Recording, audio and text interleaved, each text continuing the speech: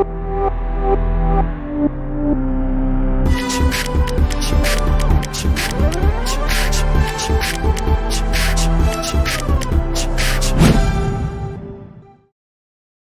दोस्तों, तो अब हम लोग इक्विवेलेंट वेट के ऊपर कुछ क्वेश्चंस देखते हैं।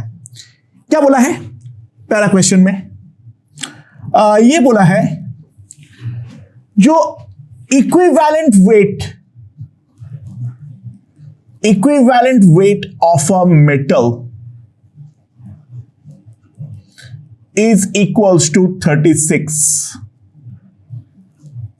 How much metal will give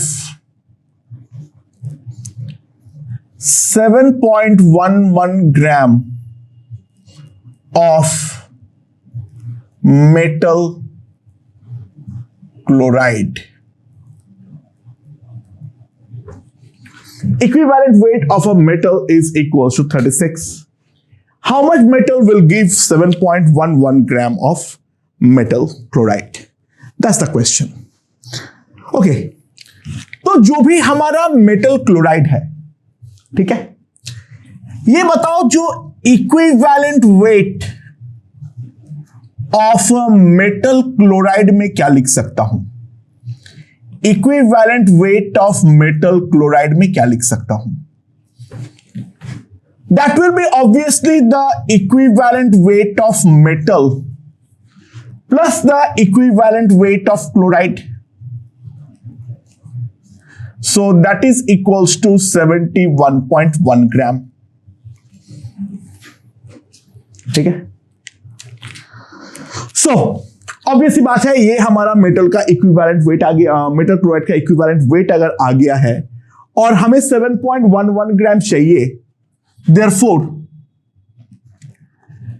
number of equivalence कितना आ जाएगा? 7.11 divided by 71.1, that is equals to 0.1। तो इतना इक्विवेलेंट मेटल क्लोराइड जो है वो हमारा यहां पर पैदा होने वाला है, राइट? और जितना equivalent metal chloride, that will be equals to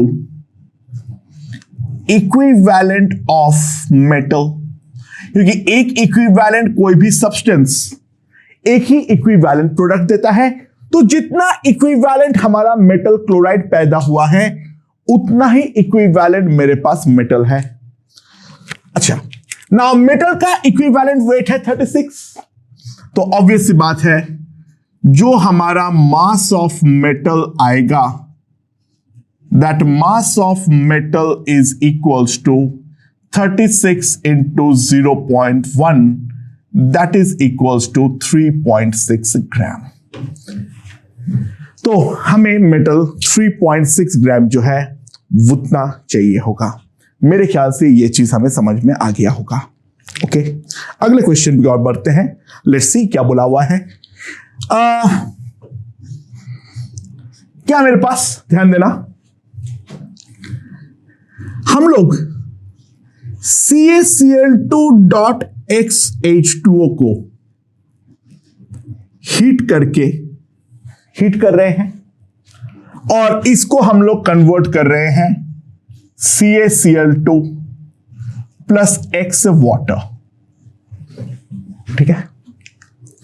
अच्छा, नाउ ये बोला है जो इसका 5 into 10 to the power -3 equivalent substance water जो है वो देता है 0.18 ग्राम। इतना इक्विवेलेंट सब्सटेंस जो है वो हमारा 0.18 ग्राम वाटर अगर देता है, फाइंड वैल्यू ऑफ x। हमें x का वैल्यू जो है वो हमें निकालना है। किस तरीके से करेंगे? अच्छा, एक बात ध्यान दो, n factor of CaCl2.XH2O। Water तो कोई गेम में नहीं आएगा, ये तो कोवेलेंट पार्ट है। आयनिक पार्ट पे ध्यान देते हुए जो CaCl2.XH2O का एन फैक्टर होगा that will be equals to 2, right. Now therefore अगर हमारे पास इतना इक्विवेलेंट है तो मोल्स ऑफ CaCl2.XH2O क्या लिख सकता हूं? अच्छा, नंबर ऑफ मोल्स क्या होता है? Number of equivalents upon the n factor. Number of moles क्या होता है? Number of equivalents upon the n factor. तो कितना हो जाएगा? 5 into 10 to the power of -3 divided by 2, that is equals to 2.5 into 10 to the power of -3। ये आ जाएगा हमारे पास मोल्स ऑफ CaCl2.XH2O। और वैसे ही मोल्स ऑफ वाटर कितना होगा? मोल्स ऑफ वाटर हमारे पास कितना होगा? That will be equals to 0.18 divided by 18, that is 0.01। ठीक है, बट एक मोल ये कंपाउंड से x मोल वाटर हमारा पैदा होता है, एक मोल ये कंपाउंड से x मोल वाटर हमारा पैदा होता है। देयरफॉर क्या मैं लिख सकता हूं या नहीं? 2.5 into 10 to the power of -3 into x, that must be equals to 0.01। तो हमारे पास x का जो वैल्यू आएगा that will be 10 divided by 2.5, that is equals to 4। काफी आसान सा क्वेश्चन है, एक बार बेसिक लेवल पे समझो जो हम एन फैक्टर को और इक्विवेलेंट वेट को लेकर काम किस तरीके से कर रहे हैं। ठीक है, मैं 8-10 एग्जाम्पल लूंगा इसके रिगार्डिंग, उससे हम एक बार बेसिक लेवल पे अंडरस्टैंडिंग जो है वो तो डेफिनेटली बैठ जाएगा। ओके, अगले क्वेश्चन क्या बढ़ते हैं, लेट्स सी। क्या बोला है? 2 gram of metal, 2 gram of metal required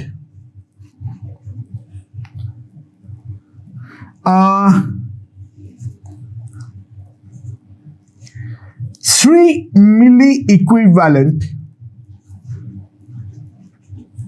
of HCl to get dissolved। ठीक है, समझ में? So find the equivalent weight of metal chloride. जो हमारा मेटल क्लोराइड बनेगा वो मेटल क्लोराइड का हमारा इक्विवेलेंट वेट जो है वो कितना होने वाला है, ये सवाल हमें पूछा गया है। ओके, ये थोड़ा सा गड़बड़ हो रहा है, एक काम करो इसको 20 मिली इक्विवेलेंट ले लो। मैं रैंडम डेटा लिया था तो काफी ज्यादा गड़बड़ हो रहा है। ओके, तो किस तरीके से सॉल्व करेंगे?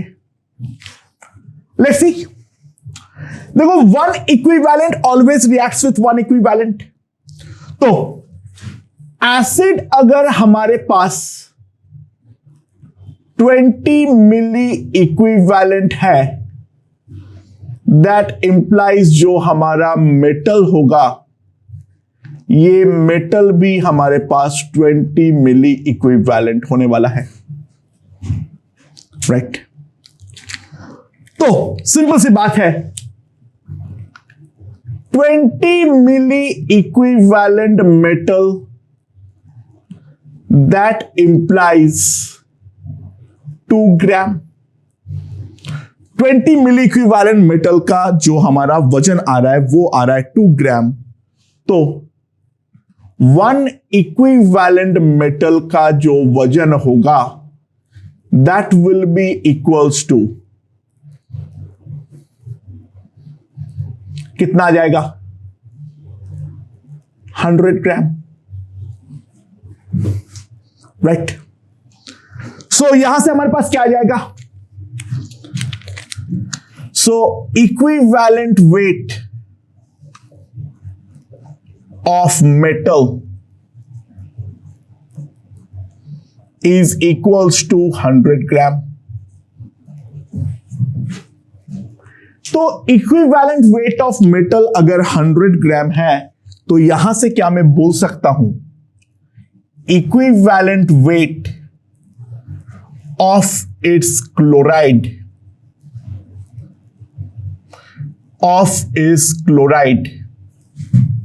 क्या होगा? Equivalent weight of metal plus equivalent weight of the chloride, that is 100 plus 35.5, that is equals to 135.5 gram. Okay, ये हमारा उसके क्लोराइड का इक्विवेलेंट वेट होने वाला है, राइट? ओके दोस्तों, अगला क्वेश्चन देखते हैं क्या बोला हुआ है। अगले क्वेश्चन में ये बोला हुआ है जो 1.6 ग्राम मेटल लिया और इसके साथ मैंने HNO3 को रिएक्ट करवाया और रिएक्ट करवा के बना है metal nitrate. 1.6 gram of a metal HNO3 के साथ रिएक्ट करके बन रहा है मेटल नाइट्रेट, और इसको जब मैंने स्ट्रांगली हीट किया तो मुझे मिला 2 ग्राम मेटल ऑक्साइड। यहां से हमें मिला 2 ग्राम मेटल ऑक्साइड। तो सवाल यह है, calculate equivalent weight of the metal. Metal का इक्विवेलेंट वेट जो है वो हमारा कितना होने वाला है, ये सवाल हमें पूछा गया है। ओके, लेट्स सी क्या है। अच्छा, बीच में मेटल नाइट्रेट बना है, कुछ भी हुआ है उस बात से कोई फर्क नहीं पड़ता है। हम ये वाला स्टेप को कंप्लीटली भूलते हुए इन दोनों स्टेप के बारे में अगर सोचूं, ध्यान देना, मेन फंडा तो मैं ये लिख सकता हूं ना, 1 equivalent of metal will give us 1 equivalent of oxide. Obvious बात है, बीच में स्टेप में क्या हुआ है भाड़ में जाए, मुझे जानने की कोई जरूरत ही नहीं है, ठीक है। So equivalent weight of metal, ये ले लो E। तो equivalent weight of metal oxide जो होगा that will be equals to E+8। ठीक है। अच्छा, मैंने मेटल कितना ग्राम लिया? 1.6 ग्राम। तो number of equivalence of metal मेरे पास कितना आ जाएगा? 1.6 डिवाइडेड बाई E। और number of equivalence of metal oxide कितना आ जाएगा? 2 डिवाइडेड बाई E+8। ओके, सो मेरे पास क्या आ जाएगा? 1.6 by E is equals to 2 by E+8। Okay, so this is यहां पर मैंने पॉइंट इससे अगर देख लूं, ये हो जाएगा 0.8 यानी 4/5। तो मेरे पास आ जाएगा 4 into E plus 8 is equals to 5E।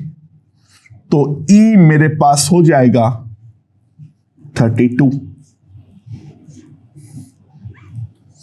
E जो होगा that will be equals to 32। ठीक है, मेरे ख्याल से ये समझ में आ गया होगा। मोटे मोटे तौर पे ये जिंक है, ये हम प्रेडिक्ट कर सकते हैं।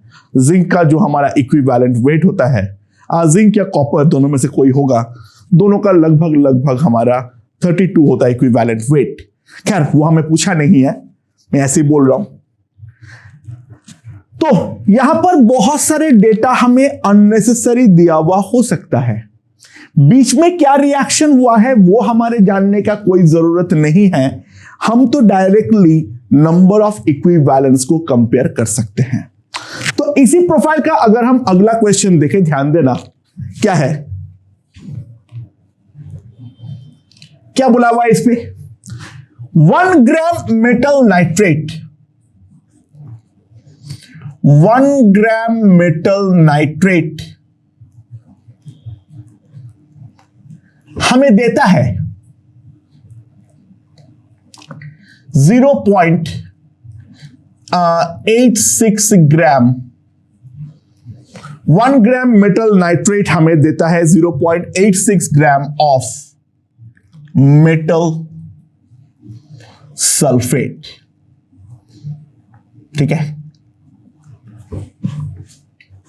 समझ में आया?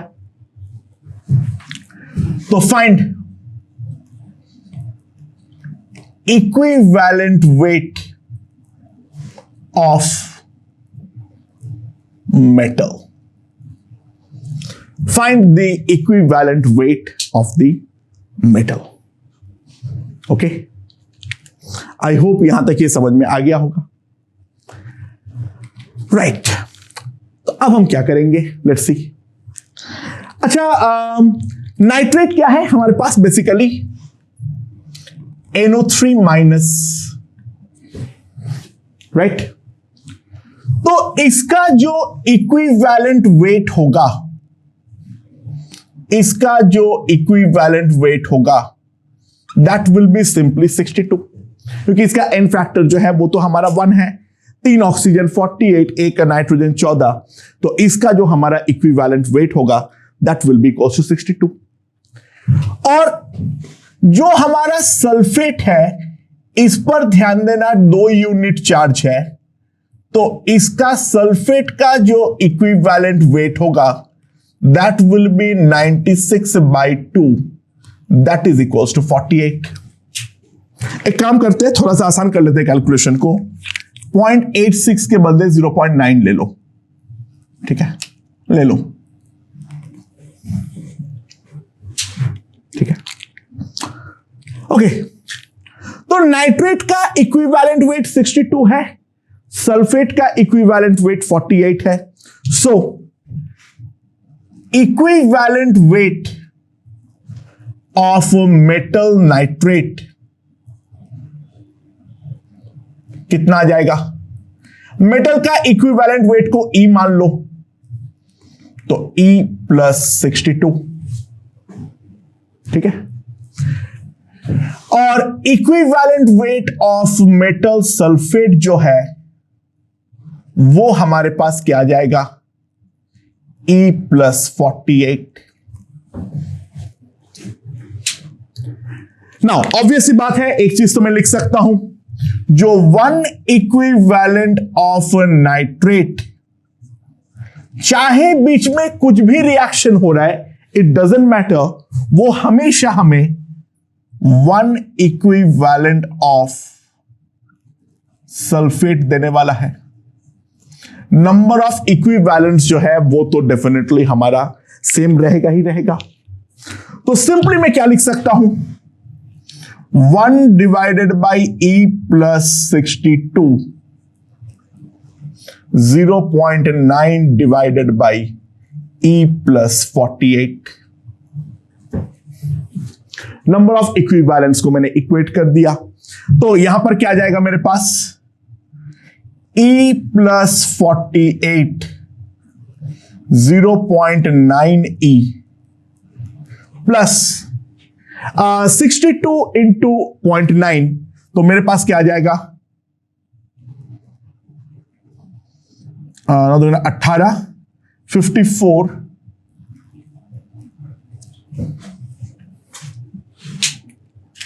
so calculating 0.1 E is equals to 7.8, यानी E जो हो जाएगा that will be 78 ग्राम। तो जो हमारा मेटल का इक्विवेलेंट वेट है that will be equals to 78 gram. I hope ये चीज हमारा समझ में आ गया होगा। ओके